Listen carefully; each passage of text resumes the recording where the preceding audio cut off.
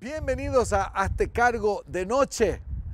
El atentado que costó la muerte del matrimonio Luxinger es el más grave ocurrido en el marco del conflicto llamado conflicto mapuche.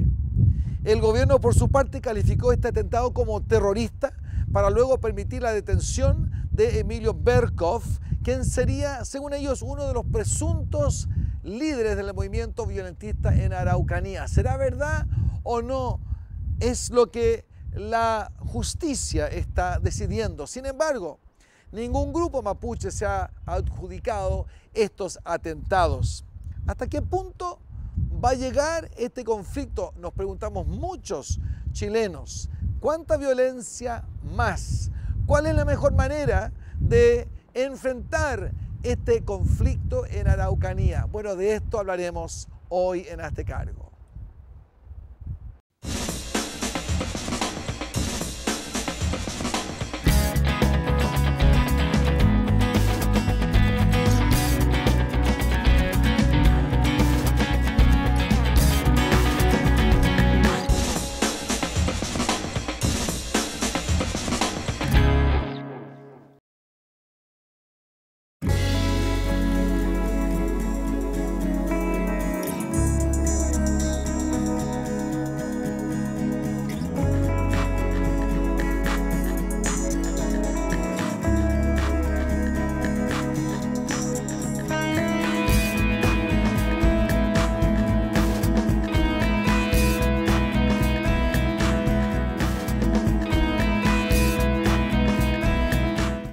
El conflicto Araucanía ya ha cobrado vidas y se pone serio. Es necesario hacer algo. Y por eso hoy nuestro invitado, Domingo Namuncura, director del programa de Derechos Indígenas de la Fundación de Chile. Muy bienvenido hoy. Muchas gracias. Qué importante y necesario tenerlo hoy. Cuéntenos su opinión de lo que es llamado conflicto en Araucanía. Lo primero que yo quiero decir es que no hay un conflicto mapuche. Ese es un invento de los medios de prensa. Ya. Lo que hay es un conflicto del Estado con los pueblos indígenas de Chile, que es distinto. Ya. Las circunstancias que estamos viviendo son fruto del incumplimiento de promesas históricas que el Estado asumió frente a los pueblos indígenas y que no los ha cumplido. Prueba de ello es lo más elemental. En el año 2004, siendo presidente Ricardo Lagos, después de 3 años de trabajo, se redactó un gran informe nacional, Sí. el informe de la Comisión Nacional de Verdad y Nuevo Trato, que estableció en el capítulo de la revisión histórica todas las injusticias que se cometieron Sí.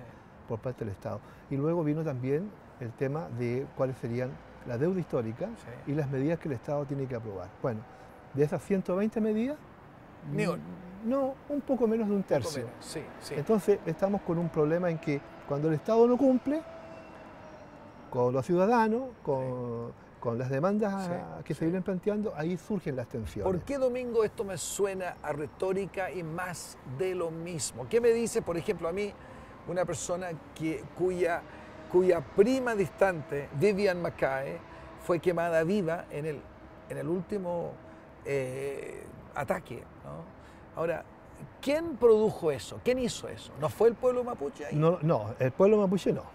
Ya. Usted sabe que en el derecho penal todos los delitos que tengan características criminales o penales Ya. son de carácter individual, Ujú. no representan a nadie, salvo a los hechores.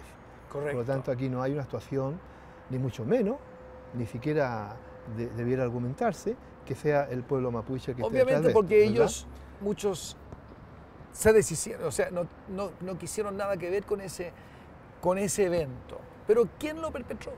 No lo sabemos, hasta que la justicia no establezca ¿Quién realmente cree quiénes usted? son los responsables. En ese momento vamos a ver efectivamente la verdad.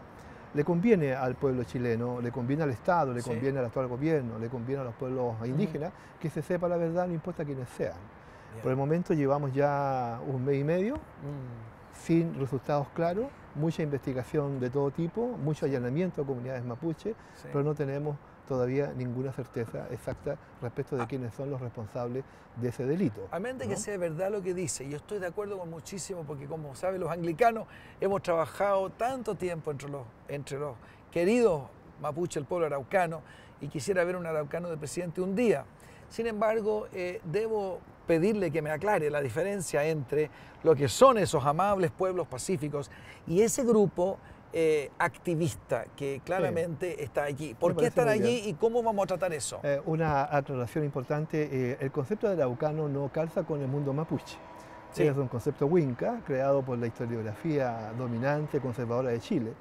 Es producto de la interpretación que hace Ercilla, ¿verdad?, de los pueblos indígenas. Sí. El pueblo mapuche es lo que es, pueblo mapuche, pero somos 850.000 personas en Chile, de un total de 1.300.000 indígenas. Y como toda comunidad humana, hay 800.000 y tantas formas de entender la relación con el Estado. Obviamente hay integración de esas fórmulas y debe haber algún grupo de personas indígenas que piensan que dado 150 años de historia de incumplimientos por parte del Estado de distintos tipos de compromiso, que el camino puede ser precisamente el uso de la fuerza para obligar al Estado a cumplir esos compromisos. ¿Estaría de acuerdo con eso? No, por supuesto que no. Porque a lo largo de la historia... ¿Y qué porcentaje del pueblo mapuche está de acuerdo con eso? Yo creo que es un concepto minoritario, porque en realidad en los últimos 50 años el mundo indígena y particularmente el mundo mapuche lo que ha hecho es negociar con el Estado, entrar en acuerdos con el Estado. Prueba de ello es el Pacto de Nueva Imperial de 1989 y bueno, un conjunto de acuerdos posteriores. Pero entonces el problema que se presenta es que si el camino político en la tensión establecida entre el Estado y los mapuches es derrotado por el concepto de la fuerza, obviamente ahí tenemos un problema como país. Yo creo que hoy día están las condiciones para alcanzar acuerdos mayores. Ahora, obviamente esto depende de voluntad política, depende de la capacidad de los gobiernos de darse cuenta dónde está el eje del problema.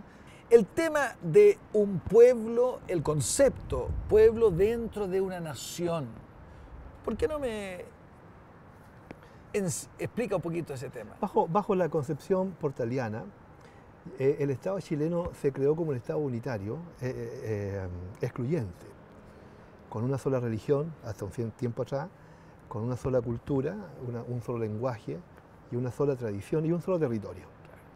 Por tanto, todo lo que no se integrara en esa idea estaba excluido. Lo indígena era una expresión muy rara para el Estado chileno. Y en la concepción portaliana, lo indígena fundamentalmente fue desconocido como nación anterior al Estado. Anterior al Estado. Pero los mapuches particularmente se han mantenido siempre unidos bajo la idea de que son un pueblo. Correcto. Que tiene su propia tradición, su propia cultura, su propio idioma, su propia religión, sus propias tradiciones. Lo que sucede es que nada de eso fue reconocido por el Estado. Entonces, lo que se reclama hoy día, en virtud del convenio 169 de la OIT, es que Chile reconozca que los pueblos indígenas son pueblos y por lo tanto les confiera los derechos colectivos, políticos, económicos, sociales, culturales, que son aquellos que están hoy día establecidos en el convenio 169. Por lo tanto, nada de esto constituye un riesgo para el Estado de Chile, ni para el territorio, ni hay tampoco una concepción separatista. Eso es más bien una idea lejana. Qué interesante desarrollar este tema, hay tanto que hay que hacer todavía. Domingo, muchas gracias por su contribución en este, no conflicto, pero digamos desarrollo de nuestra nación, pueblo, Chile. Hay una tensión instalada y tiene que haber voluntad política para resolverla. Eso es lo que yo espero que ocurra en los próximos años. Don Domingo, hasta la próxima. Muchas gracias a usted, a los televidentes. Y nosotros seguimos con más Hazte Cargo. Para muchos, la definición del conflicto mapuche es el enfrentamiento entre los comuneros y el Estado chileno. Lo cierto es que el movimiento de los mapuches resurgió con fuerza en los años 90. La construcción de la represa Ralco en el Alto Biobío, la instalación de empresas forestales y agricultores privados en territorios que los indígenas consideran históricamente suyos, fueron hechos que encendieron las protestas. En tanto, bajo el gobierno de Patricio Aylwin, se estableció una legislación que buscaba integrar a indígenas con instituciones como la CONADI y la entrega de tierras. Pero eso no detuvo el conflicto y la violencia asociada a grupos como la Coordinadora Arauco Mayeco. Un conflicto de protestas y enfrentamientos, pero sobre todo una distancia e incomprensión entre las partes que parece difícil de superar y que actualmente sigue generando diversos hechos de violencia en nuestro país. Desde el año 2011 han ocurrido diferentes muertes debido a este conflicto, terminando hace un par de meses con la muerte del matrimonio Luchinger-Macay. ¿Es que este problema no tiene solución? ¿Se llegará finalmente a un consenso en medio de este complejo conflicto?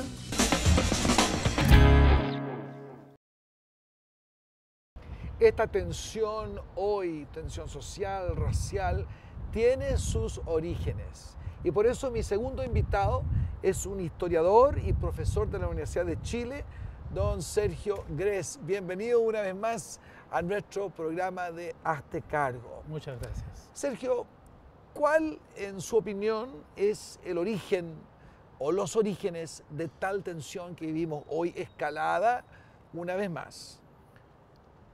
El problema que se vive hoy día en la Araucanía tiene un origen histórico de larga data. Podría decirse que este arranca desde la conquista española, pero si observamos bien la realidad histórica, nos daremos cuenta de que no es así, de que este problema tiene su punto de partida en el siglo XIX, en la segunda mitad del siglo XIX. Y digo esto porque después de un siglo y medio de guerra, la guerra de Arauco, Sí. entre el pueblo mapuche y la hueste invasora española, ambos bandos Sí. llegaron a acuerdos. Eran los llamados parlamentos, Sí. en que españoles y mapuches discutían y llegaban a acuerdos. De manera tal que en el siglo XVIII ya la frontera estaba claramente establecida Correcto. en la línea del río Biobío. Sí. Y era una frontera que era más o menos respetada. Respetada. Más aún, el gobierno republicano chileno, los primeros gobiernos republicanos chilenos ratificaron la línea del Biobío como la frontera entre el Estado, República de Chile, Sí. y el territorio independiente del pueblo mapuche. Eso es historia Un tratado enseñada. del 1825 Sí. así lo establece. Bueno, Pues bien, los colonos llegaron después. a partir de la década de 1860 y no antes, paulatinamente empieza una invasión del territorio mapuche, no solamente por parte de colonos, porque Sí. algunos colonos habían sido dejados por los Sí. mapuches que se establecieron Correcto. pacíficamente más allá Ya. al sur del Biobío. Pero empieza una invasión militar del territorio mapuche por parte de las fuerzas del ejército de la República Chilena Nacional. en violación de los tratados concluidos con ese pueblo. Esta fue la mal llamada pacificación de la Araucanía, que no fue otra cosa que una guerra de pillaje y de usurpación de este territorio y que culmina a comienzos de la década de 1880.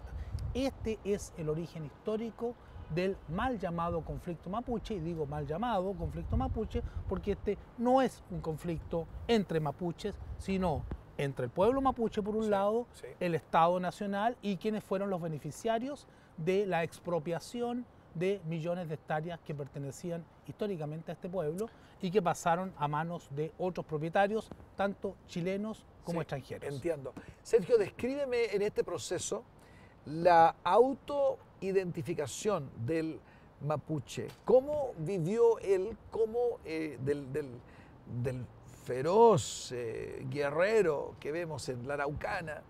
¿Cómo pasa al araucano del día de hoy? ¿Qué procesos suceden en su mente, en su conciencia? Es que la propia imagen del guerrero, de un pueblo guerrero, es una imagen mistificada. El pueblo mapuche no es más ni menos guerrero que cualquier pueblo de los que habitan Excepto que fueron en la tierra. Muy exitosos en la Por guerra contra sus España. necesidades históricas, Sí. tuvieron que ir a la guerra. Y una de las razones por las cuales, fuera de su coraje, soportaron mejor que otros pueblos indígenas la invasión hispánica Sí, fue porque carecían de un Estado centralizado. sí. El imperio de los incas, por ejemplo, si caía la cabeza, caía todo el imperio. Ya. Acá no había un Estado, eran tribus o parcialidades que se coordinaban Así que sí. en caso de emergencia, por ejemplo, una invasión, como fue la invasión del siglo XVI y los siglos siguientes, y como fue también la invasión chilena del siglo XIX. Entonces, hay que desmistificar esa imagen que tenemos del mapuche como guerrero. Los mapuches fueron guerreros cuando necesitaron serlo, Bien. pero también fueron grandes políticos Ya. que contribuyeron ya en la época de la colonización y de la conquista a establecer una paz, un modus vivendi con los españoles, tal como Pero explicaba se a llega- través de los parlamentos. Se llega ahora a la invasión ideológica del extranjero a movilizar pequeños segmentos en forma terrorista.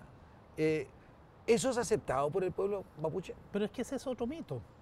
Aquí en Chile no hay terrorismo. Todos los especialistas nacionales e internacionales en el tema dicen que en Chile no hay terrorismo, en primer lugar.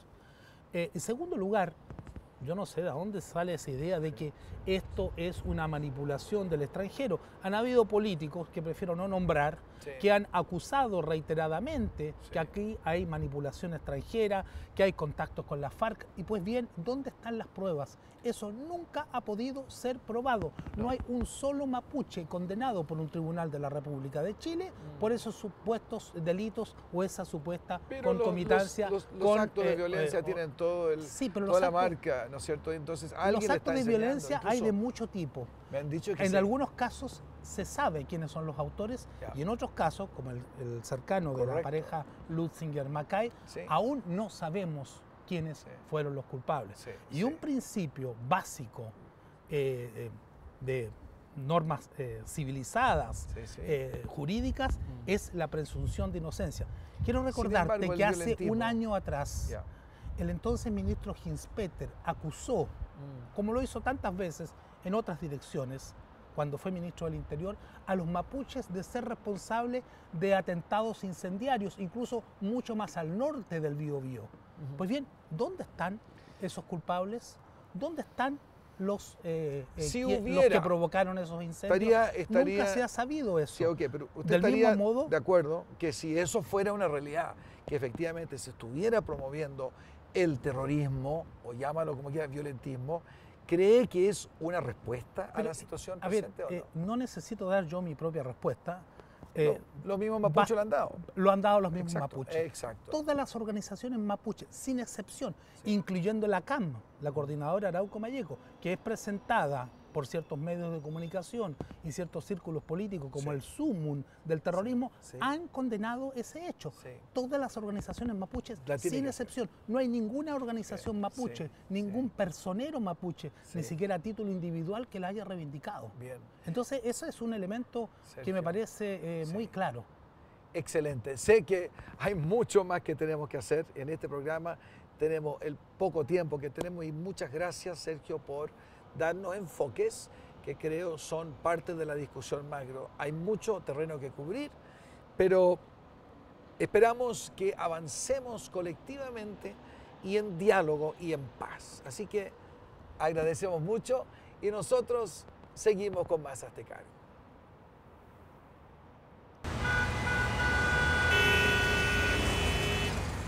Hoy, un niño dejó de trabajar en esta esquina. Hoy, un niño dejó de pasar sus tardes en la calle. Hoy, un niño volvió a jugar solo por diversión. Hoy, un niño fue apadrinado en World Vision. Vive la experiencia de transformar la vida de un niño y también la tuya. Apadrina a un niño hoy en World Vision y ayúdalo a cambiar su futuro. Por supuesto que la Biblia tiene mucho que decir con relación a este llamado conflicto mapuche. La Biblia se hace cargo de los conflictos humanos. Cristo efectivamente muere, dice, para traer reconciliación entre el hombre y Dios y el hombre y el hombre. Hay principios bíblicos muy importantes, por ejemplo, la valoración de los pueblos. En la última boda del Cordero, ahí estarán, dice, todas las tribus, todas las naciones, ahí estarán. Y el pueblo mapuche en toda su gloria y esplendor, salva por la sangre del Cordero. Ahí se verá.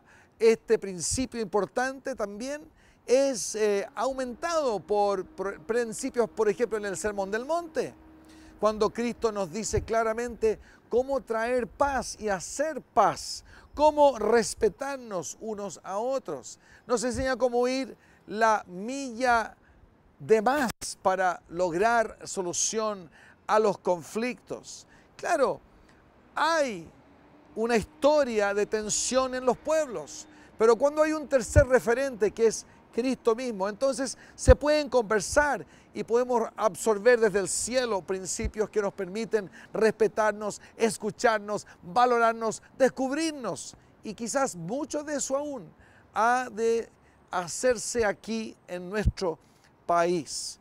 Y así oramos y trabajamos juntos a todos los que están en este momento buscando solucionar este tema tan importante en Chile, como tantos otros que exploraremos de programa en programa en Hazte Cargo. Escríbanos, denos sus opiniones y así pronto nos veremos con otro tema que a nuestra nación nos afecte. Pero los mapuches particularmente se han mantenido siempre unidos bajo la idea de que son un pueblo. Correcto. Que tiene su propia tradición, su propia cultura, su propio idioma, su propia religión, sus propias tradiciones. Y en Chile no hay terrorismo.